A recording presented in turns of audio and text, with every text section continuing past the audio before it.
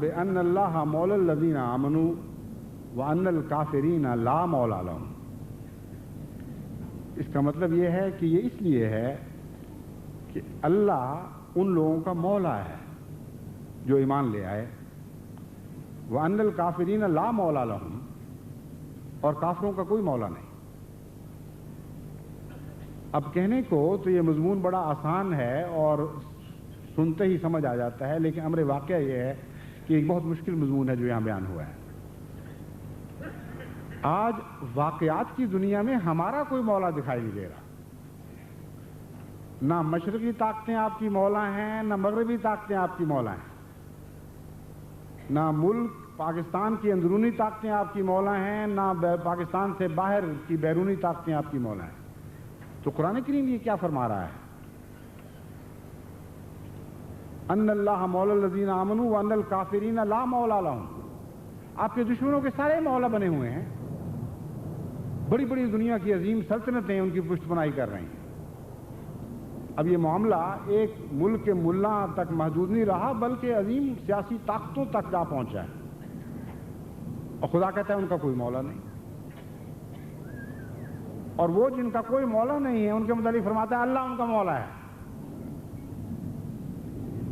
اس میں دو پیغامات ہیں، ایک یہ کہ باوجود اس کے کہ دنیا تمہیں ہر طرف سے چھوڑ دے اور دھتکار دے، نہ تمہارے دائیں بازو پر کوئی حمایتی کھڑا ہو، نہ تمہارے بائیں بازو پر کوئی حمایتی کھڑا ہو، لیکن ایک لمحہ کے لیے بھی خیال نہ کرنا کہ تم اکیلے ہو۔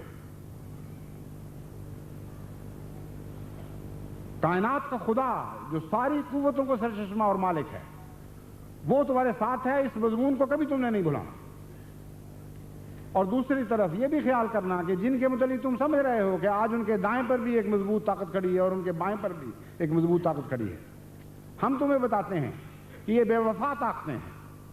ایسے حالات پیدا ہوں گے اور خدا ایسے حالات پیدا کر دے گا کہ وہ ان کے کسی کام نہیں آئیں گے۔ تب خدا تعالیٰ کی طرف سے بیان کردہ عظیم الشان خوشخبری تم اپنی آنکھوں سے پورا ہوتے دیکھو گے کہ وَأَنَّ الْكَافِرِينَ لَا مَوْلَىٰ لَهُمْ۔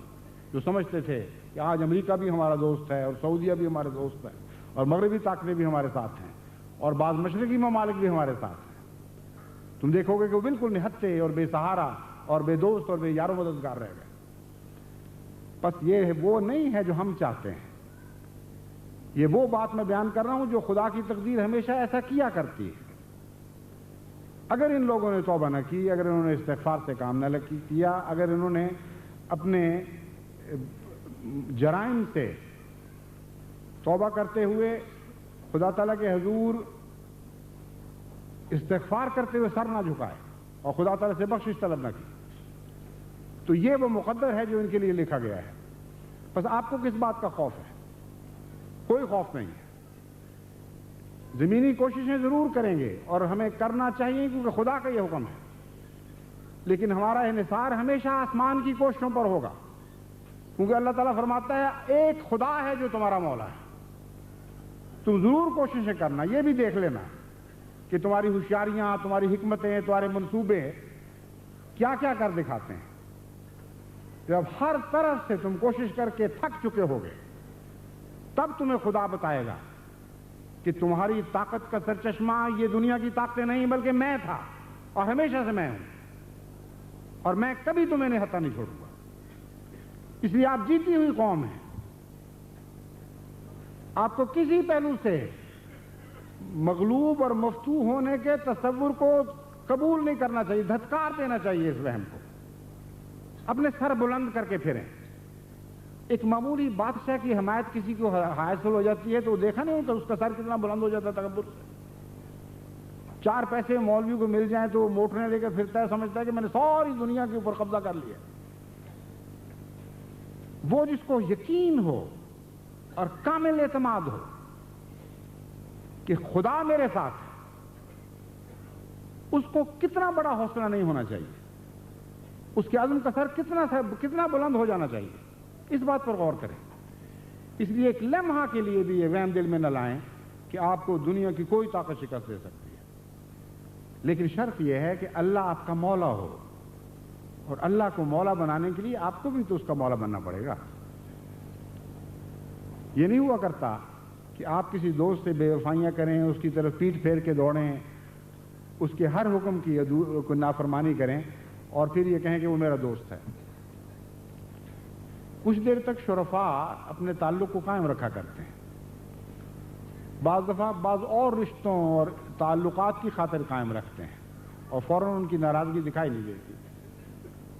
ایک امیر دوست جس کے بہت سے تعلقات ہوں، جب وہ مر جاتا ہے تو بعض دفعہ اس کے بچوں سے ان کی نالائکیوں کے باوجود دوسرے امیر ساتھی اور دوست اچھے تعلقات رکھتے ہیں، حسن سلوک سے کام لیتے ہیں، مگر آخر کب تک؟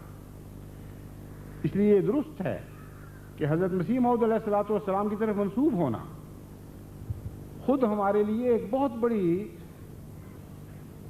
تائید الہی کی ذمہ داری ہے، تائید الہی کا نشان ہے، اور تائید الہی اس کے ساتھ وابستہ ہو چکی ہے۔ مگر امر واقعہ یہ ہے کہ خدا تعالیٰ ان قوموں کو بھی چھوڑ دیا کرتا ہے جو نیک ناموں کی طرف منسوب ہوں اور خود اس خدا سے تعلق منقطع کر لیں۔ وَلَا تَكُونُوا كَالَّذِينَ نَسُوا اللَّهَ فَأَنسَاهُمْ أَنفُسَهُمْ أُولَٰئِكَ هُمُ الْفَاسِقُونَ کہ دیکھو ان لوگوں کی طرح نہ بننا کہ جنہوں نے خدا سے تعلق قائم کر کے اس کو بھلا دیا۔ پھر ایک ایسا وقت آتا ہے کہ خدا بھی ان کو بھلا دیا کرتا ہے، اور اس طرح بھلاتا ہے کہ وہ اپنے فائدے اور نقصان سے بھی غافل ہو جایا کرتے ہیں۔ بس آپ سب لوگ جو میری آواز کو براہ راست سن رہے ہیں یا بعد میں کیسٹس کے ذریعے یا چھپے ہوئے خطبات کے ذریعے میرا پیغام ان تک پہنچے گا، ان کو میں آخری نصیحت یہی کرنا چاہتا ہوں کہ یہ دور جس میں سے ہم داخل ہو رہے ہیں، جس میں سے ہم گزر رہے ہیں، بہت ہی نازک دور ہے۔ تمام دنیا کی طاقتوں نے ہمیں چھوڑ دیا ہے۔ ایک خدا کی طرف سے آواز ہے کہ ہاں میں تمہارا ساتھ دینے کے لیے تیار ہوں اور میں تمہارے ساتھ رہوں گا۔ اس خدا کو اگر آپ نے ناراض کر لیا تو آپ نہ دنیا کے نہ رہیں گے نہ آخرت کے رہیں گے، کچھ بھی آپ کا باقی نہ رہے۔ اس لیے اپنے روزمرہ کی زندگی میں اپنے اعمال کی نگہداشت کریں اور پہلے سے بڑھ کر ان پر نگران ہو جائیں، اور کوشش کریں کہ آپ سے کوئی حرکت ایسی سرزد نہ ہو جس کے نتیجے میں آپ خدا کی ناراضگی مول لینے والے ہوں اور یہ دعویٰ نہ پھر کر سکیں کہ اللہ ہمارا